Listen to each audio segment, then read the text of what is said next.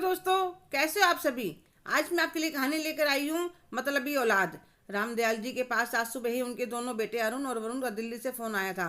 पापा जी, 15 दिन बाद हम लोग छुट्टियों के लिए आ रहे हैं, हमारे कमरे साफ करवा दीजिएगा और माँ को बता देना। और जब से फोन आया है रामदयाल जी सोच में पड़ गए हैं, कैसे अपने बेटों को वे सबक सिखाएं। 12 साल बड़े बेटे की शादी को हो गए हैं और 10 साल छोटे बेटे की शादी को। दोनों बेटे और उनकी पत्नी स्कूल में टीचर हैं, इसलिए हर साल गर्मी के सारी छुट्टियों में यहाँ हमारे पास गांव में आते हैं।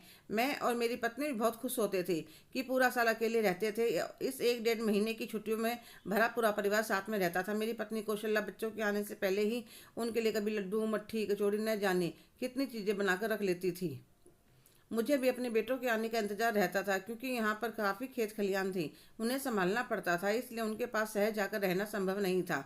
कई बार दोनों कह भी चुके थे। और पिछले साल जब वे आए थे, चारों ऊपर छत पर बैठे बातें कर रहे थे। उनकी माँ ने उनके लिए चाय पकौड़े बनाए थे, तो कहने लगी, बच्चे छत पर बैठे हैं, आप पकड़ा दो।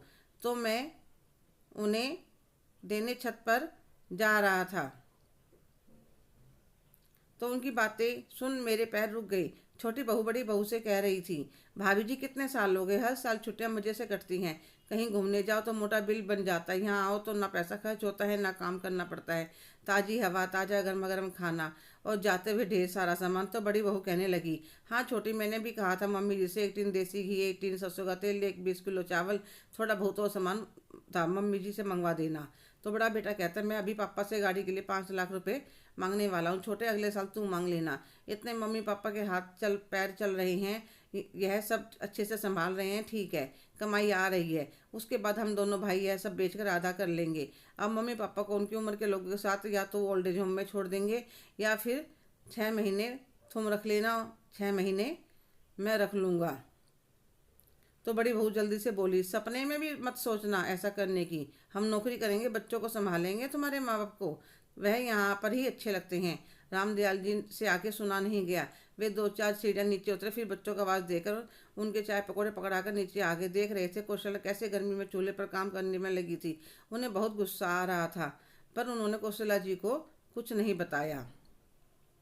इस बार बेटों का टेलीफोन आने के बाद रामदयाल जी ने सोचा, एक बार बच्चों को परख लेता हूँ, कल को मुझे कुछ कहने लायक नहीं रहेंगी।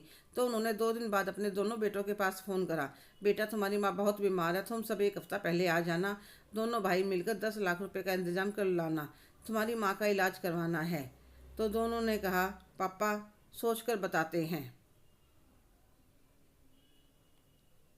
1 हफ्ते बाद दोनों का फ़ोन आया, पापा इस बार तो गांव आना मुश्किल है, बच्चे कह रहे हैं हर साल आप हमें गांव ले जाते हो, इस बार तो हमें कहीं और जाना है घूमने के लिए। और रही पैसों की बात, तो हम नौकरी पैसा वाले, इतना पैसा कहाँ से लाएंगे, आप मम्मी का ध्यान रखना, कहकर फ़ोन काट देते हैं। रामदयाल जी को सब पता था, फिर भी उन्होंने बहुत दुख हुआ कि पैसे नहीं देंगे तो अपनी माँ से मिलने तो ज़रूर आएंगे। जो माँ उनके आने के बाद इनके आगे नौकरों की तरह काम करती रहती है, क्या उसके नाम की बिल्कुल भी ममता नहीं है। अब रामदयाल जी ने कुछ विचार करने लगे। फिर उन्होंने कुछ ज़मीन रख कर बाकी सारी बेच दी, उसके पैसे बैंक में जमा करवा दिए, ताकि कल को उनके ना रहने पर उनकी पत्नी को किसी परेशानी का सामना ना करना पड़े। और उन्होंने अपनी पत्नी के सामने सारी बातें बताई और कहा, बच्चों से कोई उम्मीद मत रखना। कौशल्या, मैं तुम्हें कुछ बात बताकर दुख नहीं पहुंचाना चाहता था, पर कल को मैं रहूं ना रहूं, तुम्हारे बच्चे मीठा बोलकर तुमसे किसी भी चीज़ पर अंगूठा लगवा सकते हैं, इसलिए मैं तुम्हें पहले ही सब सिखाना चाहता हूँ, परेशानी का सामना न करना पड़े। वह कौशल्या जी को बैंक में ले जाकर कैसे पैसे निकालते हैं, कैसे जमा करवाते हैं, सारे काम सिखाने लगे। 2 महीने बाद रामदयाल जी अपने दोनों बेटों को फ़ोन करते हैं और कहते हैं, मैंने फैसला करा है, इतने तुम्हारी माँ और मैं जिंदा है, इतने यह संपत्ति हमारी है, उसके बाद हमारी सारी संपत्ति ग्राम सभा को मिल जाएगी। पापा ऐसे कैसे कर सकते हैं, हम आपके बच्चे हैं, आपकी संपत्ति पर मेरा और छोटे का हक है। अच्छा बेटा, 2 महीने पहले तुम्हारी माँ बीमार हुई थी, तब तुम्हें अपने कर्तव्य का नहीं पता था, जो आज हक की बात कर रहे हो।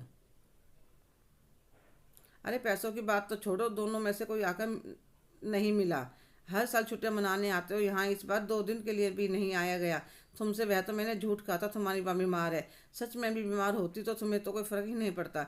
वह बेचारी जिंदा भी है कि नहीं, फ़ोन करके पूछने लायक भी नहीं हुई। और संपत्ति में हिस्सेदारी है तुम्हारी। आइंदा मेरे घर में पैर रखने की कोशिश भी मत करना, दोनों में से कोई सा भी। पापा हमसे गलती हो गई, हम माफ़ी मांगते हैं, हमें कोई माफ़ी नहीं चाहिए।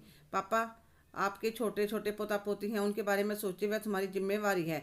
हमारी जिम्मेवारी तुम थे, तुम्हें हमने पढ़ा लिखा दिया, पैरों पर खड़ा कर दिया और तुम्हारी शादी कर दी, हमारी जिम्मेवारी ख़त्म। अब तुम अपनी जिम्मेवारी खुद संभालो, कहकर वह फ़ोन काट देते हैं और कौशल्या से पूछते हैं, तुम मेरे फैसले से सहमत हो कि जो मैंने किया वह ठीक किया? हाँ जी, आपने बिल्कुल ठीक किया। मैं आपके फैसले से पूरी तरह सहमत हूँ। हेलो दोस्तों, आपको क्या लगता है जो रामदयाल जी ने फैसला किया वह ठीक था? आप उससे सहमत हैं? कमेंट करके ज़रूर बताइएगा। अगर आप मेरे चैनल पर नए हैं तो प्लीज़ लाइक, शेयर, सब्सक्राइब करना ना भूलें। धन्यवाद।